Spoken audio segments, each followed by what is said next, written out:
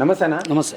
So ఇప్పుడు Johnny master ఈ rape case issue ఏదైతే ఉందో, ఓకే. సో దాని మీద మీ అభిప్రాయం ఏంటి? జానీ మాస్టర్ చేశారని మీరు నమ్ముతున్నారా? అంటే ఇప్పుడు సిచ్యువేషన్ ఎట్లా అంటే జానీ మాస్టర్ నాకైతే 15 సంవత్సరాల నుంచి పరిచయం.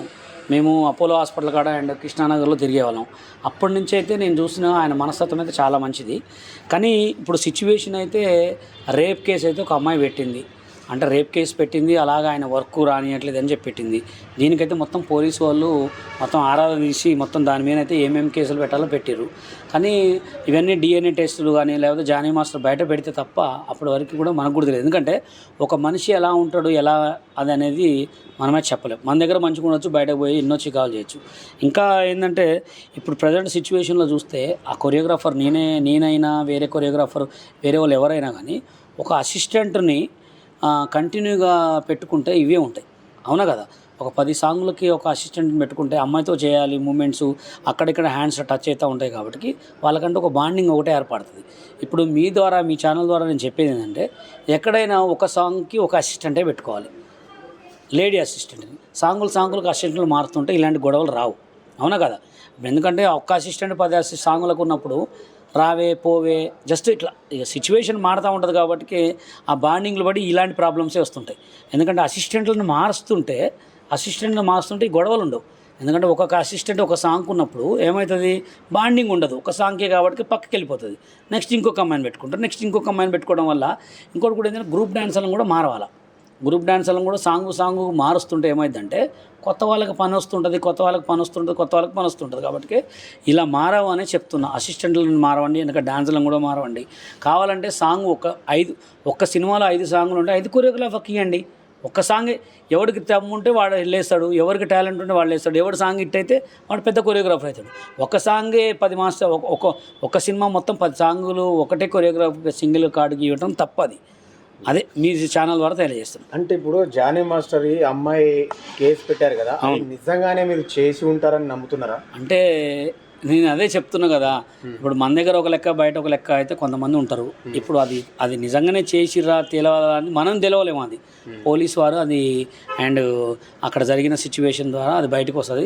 అది ఏమైంది ఎలా అయింది అనేది మన నోటితో అయితే చెప్పలేము, ఎందుకంటే మనం చూడలేదు, మనం చేయలేదు కాబట్టి. అంటే అమ్మాయి కంప్లైంట్ పేపర్లో మనం చూసుకుంటే జానీ మాస్టర్ అవుట్డోర్ షూట్స్కి వెళ్ళినప్పుడు అలా జిబ్బు ఇప్పి ముందు నించోవడం, క్యారీ వ్యాన్లో నన్ను తలవల కొట్టడం ఇలా జరిగిందని ఆమె కంప్లైంట్లో రాశారు. సో అది నిజంగానే జరిగి ఉంటుందా? అలా అదే ఇప్పుడు అది నిజంగా బయట పెట్టాలి అనుకుంటే ఇప్పుడు సిచ్యువేషన్ అక్కడ ఏం జరిగింది ఎలా జరిగింది అనేది మనమే చెప్పలేము. ఇప్పుడు తనని అరెస్ట్ చేశారంట, బెంగళూరు నుంచి తీసుకొస్తున్నారంట తెలిసింది.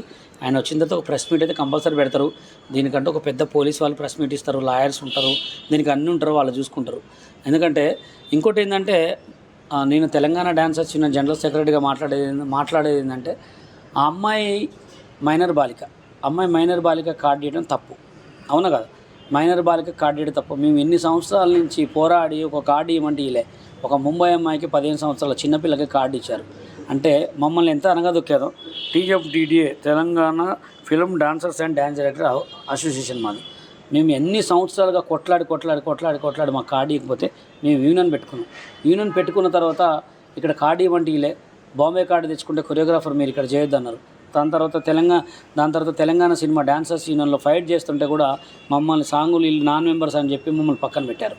మా యూనియన్లో తెలంగాణ యూనియన్లో బెన్నీ విజయ్ అని ఇప్పుడు నా సామిరంగ డైరెక్టర్, ఆయన బెన్నీ విజయ్ సాంగులు చేస్తుంటే నువ్వు తెలంగాణ యూనియన్లో చేస్తున్న తెలంగాణ యూనియన్ డెవలప్ అవుతుంది వల్ల నువ్వు ఆ యూనియన్లో ఉండొద్దు అని చెప్పి బెదిరించి తెలుగు యూనియన్లోకి లాక్కున్నారు.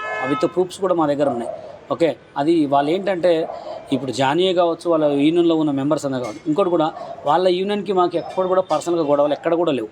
ఓన్లీ యూనియన్ గొడవలే. అంటే తెలంగాణ యూనియన్ లేవద్దు, తెలంగాణ యూనియన్లో డెవలప్ కావద్దు అని చెప్పి మిమ్మల్ని ఇట్లా చేశారు. ఇప్పుడు అమ్మాయికి జరిగిందే మాకు కూడా జరిగింది. అమ్మాయి చెప్పుకుంది, అమ్మాయి బాగా కాబట్టి బయటపడింది. మాలాంటి వాళ్ళు ఎంతమంది ఎన్ని సంవత్సరాలు చెప్పుకున్నారైనా బయటపడలే. ఆ చెల్లె ద్వారా బయటపడ్డది కాబట్టి మా లెక్క తెలంగాణ వాళ్ళకు కూడా కళాకారులకు కూడా వర్క్ రావాలని మనస్ఫూర్తిగా కోరుకుంటాం. ఓకే, తను ఇట్లాంటి బిహేవియర్ ఇలా ఉంటుంది అన్నారు. మీకున్న అనుభవంతో జానీ మాస్టర్, మీకున్న చనువుతో అసలు అమ్మాయి పట్ల ఎలా ఉంటాడు జానీ మాస్టర్ అంటే వాళ్ళకి అసలు ఖాళీ ఉండదండి. ఇప్పుడు ఒక పెద్ద కొరియోగ్రాఫర్కి అసలు దాని మీద అవగాహన ఉండదు. ఎందుకంటే పొద్దున్నైతే ఆ పెద్ద హీరో, ఈ పెద్ద హీరో, ఆ పెద్ద హీరో అంటే ఉంటారు. వాళ్ళు చుట్టుపక్కల చూస్తే ఎక్కడ చూసినా అమ్మాయిలే ఉంటారు. మీకు ఎలా ఉంది అంతా ఎక్కడ చూసినా ఉంటుంది. అది ఏమైంది ఎలా అయింది అనేది చెప్పాలంటే చెప్పాలంటే ఆయన ఒక ఇంటర్వ్యూ చేస్తే తప్ప మనం చెప్పలేం. ఎందుకంటే పొద్దున్న లేస్తే ప్రతి ఒక్క హీరోయిన్ కూడా ఆయన పక్కనే కూర్చుంటుంది. ఈ చిన్న వాళ్ళని టచ్ చేసిండా చేయలేదా అనేది మొత్తం కనుకలు బయటకు వచ్చి దీనికి పిచ్చ క్లారిటీ రావాలి. ఇది ఒక దీనికి క్లారిటీ వచ్చి బల్లా గుద్ది నుంచి క్లారిటీ రావాలంటే ఇప్పుడు జానీ మాస్టర్ కానీ వాళ్ళ భార్య కానీ ఆ కేసు పెట్టిన అమ్మాయి కానీ ఒక లైవ్ పెడితే తప్ప తెలియదు.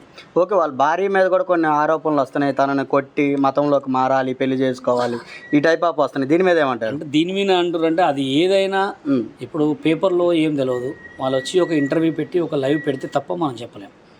అంటే వాళ్ళు నీకు సన్నిహితంగా తెలిసి ఉంటుంది కదా, జానీ మాస్టర్ కానీ వాళ్ళ వైఫ్ కానీ. ఇంత చేసిన మనకైతే తెలియలేదు కదా బిహేవియర్. వాళ్ళు ఎట్లా చెప్తాం మనం? అది అంటే ఆవిడ వెళ్ళి కొట్టడం కానీ తిట్టడం కానీ చాలా జరిగినాయంట. అవును. సో అమ్మాయి ఆ ప్రెజర్ తోటే ఎన్ని రోజులు చెప్పలేదు, ఇప్పుడు బయటకు వచ్చి చెప్పానని చెప్తుంది. అదే అండి నేనేమంటున్నా, చెప్పటం వేరు, బయటకు వచ్చి మాట్లాడటం వేరు. రాయటంలో 100 మంది 100 రకాలు రాస్తారు. అవన్నీ బయటకు వచ్చి రావాలంటే అమ్మాయి బయటకు వచ్చి జానీ మాస్టర్ బయటకు వచ్చి వాళ్ళ భార్య బయటకు వస్తే తప్ప నేను కూడా చెప్పలేను. ప్రతి ఒక్కటి మాట్లాడాలంటే కూడా ఇది నిజమా, ఇది అబద్ధమా, ఇది నిజమా చెప్పాలంటే మనకు కూడా వాళ్ళు వీడియోలు పెట్టాలి కదా. మనం వాళ్ళ పడ్డోళ్ళ మీద 10 రాళ్ళు అయితే మనం అయితే వేయలేం కదా. ఇప్పుడు అమ్మాయికి కేసు పెట్టిన అమ్మాయి కూడా చాలా చెప్పుకుంది. దాంట్లో ఏదైనా వాళ్ళు పోలీస్ వాళ్ళు ఉన్నారు, లాయర్స్ ఉన్నారు, దాని గురించి వాళ్ళు మొత్తం చూసుకుంటారు. అది ఏం జరిగినా తొందరగా వచ్చి బయటకు వచ్చి ఈ గొడవని ఇంతవరకు కంప్లీట్ ఖతం చేయాలని కోరుకుంటున్నాను. మరి ఎందుకు తొందరగా రాలేదు జానీ మాస్టర్? మరి అంటే ఇది అదే ఎక్కడ ఉన్నాడు ఏంది అనేది మనకు తెలియదు కదా. అలాని కాదు కదా, ఆయన అయితే బెంగళూరులో పట్టుకున్నాను. ఓకే, ఇప్పుడు పట్టుకున్నారు. గత 2-3 రోజుల నుంచి ఇదే ఇష్యూ జరుగుతుంది. ఒక లెటర్ అయినా ఒక వీడియో ద్వారా అయినా చెప్పాలి. నేను చాలా మందికి చెప్పింది కూడా అదే, జానీ మాస్టర్ ఎక్కడున్నా ఏం జరిగినా ఒక వాయిస్ వీడియో పెట్టాలని చెప్పా. కానీ ఆయన పెట్టలేకపోవడం కూడా అది తప్పు. కానీ ఆయన పెడితే బాగుండు. సరే ఇప్పుడు ఏం పెట్టలేదు కాబట్టి చేశారని నమ్మొచ్చు. ఇవాళ సాయంత్రం వరకు మొత్తం తెలిసిపోతాయండి. ఓకే, ఇంకొకటి సినీ ఫీల్డ్లోనే కొంతమంది తన మీద బురద చల్లడానికి ఈ టైప్ ఆఫ్ అన్ని ఎలిగేషన్ చేస్తున్నారు అనేది ఒక వాదన అయితే నడుస్తుంది. అదే అవన్నిటికీ కంకులు అవన్నీ క్లియర్ కట్గా ఇప్పుడు ఆయన వచ్చి ఆయన ఎవరి మీద చెప్తాడు ఏం చెప్తాడు అనేది మొత్తం తెలుస్తుంది. ఎందుకంటే సినిమా ఫీల్డ్లో ఉన్నది ఇది. ఒకరు డెవలప్ అయితే వారకపోవటం, ఒకరు డెవలప్ అయితే ఎదగపోవటం మన పక్కనే ఉంటుందండి. ఇప్పుడు నేనున్న ఎవరైనా శత్రువులు ఉన్నారంటారా? కంపల్సరీ ఉంటారండి. మంచి కాడ చాలా శత్రువులు ఉంటారు. ఆల్రెడీ నేషనల్ అవార్డు వచ్చింది కదా, కంపల్సరీ ఉంటారు. ఇప్పుడు వాళ్ళ యూనియన్లోనే ఉండొచ్చు, లేదా బయట పెద్ద పెద్ద హీరోలే ఉండొచ్చు, డైరెక్టర్లే ఉండొచ్చు, కంపల్సరీ ఉంటారు.